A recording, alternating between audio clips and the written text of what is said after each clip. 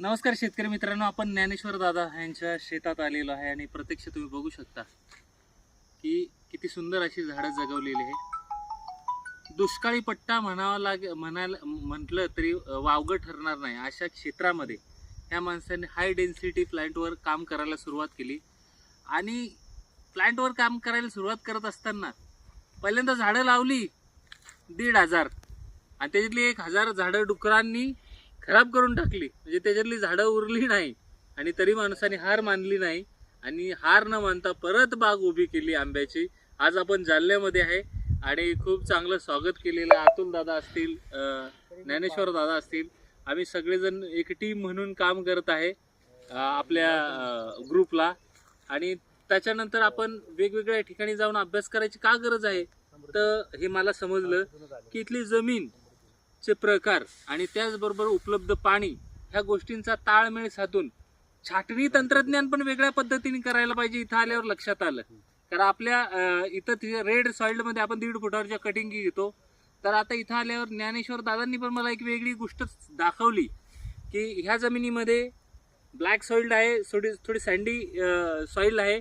तर अशा जमिनीमध्ये हीट जास्त असल्यामुळं खालून तापमान वाढल्यामुळं जर आपण 1.5 फुटावर जर कटिंग केली इथे जालन्यामध्ये तर थोडासा झाड वाढायला प्रॉब्लेम येतो. पण तेच जर समजा 2 ते 2.5 फुटावर जर कटिंग केली तर ते झाड चांगलं वाढतंय, असं त्यांचा प्रॅक्टिकल अनुभव आहे.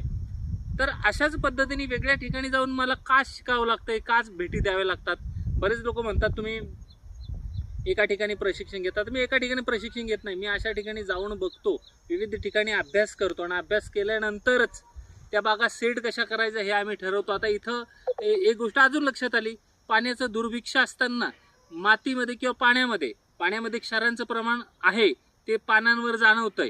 मातीमध्ये थोडं तरी चुनखडीचं प्रमाण आहे हे लगेच जाणवतंय, कारण पानाच्या कडा आहेत त्या सुकलेल्या आहेत. मग अशा ठिकाणी आम्ही काय करणार आहे की आता आमचा याच्याबाबत हे नाशिकला आल्यानंतर आमची चर्चा पण झालेली आहे की याला ऑर्गॅनिकमध्ये कन्वर्ट कसं करता येईल, ऑर्गॅनिकमध्ये काय काम करता येतील. या सगळ्या ऑर्गॅनिकमध्ये काम करून या जमिनीमध्ये जास्तीत जास्त बॅक्टेरियाचं प्रमाण वाढून जास्तीत जास्त अन्नद्रव्यांचा पुरवठा कसा ह्या झाडाला करता येईल याच्यावर इत्थंभूत अभ्यास करावा लागेल. आणि त्याच्यानंतर आपण त्यांचं शेड्यूल बनवणार आहे. शेड्यूल बनवूनच आपण इथल्या बागा ह्या सेट करून देणार आहे. खरं तर मी तुम्हाला सलाम करतो दादा की एवढ्या दुष्काळी भागात छोटंसं एक शेततळं घेतलंय, पाणी नाही, दुसरा सोर्स नाही, हे एवढ्याशा शेततळ्यावरच त्यांनी हे डेव्हलप केलंय.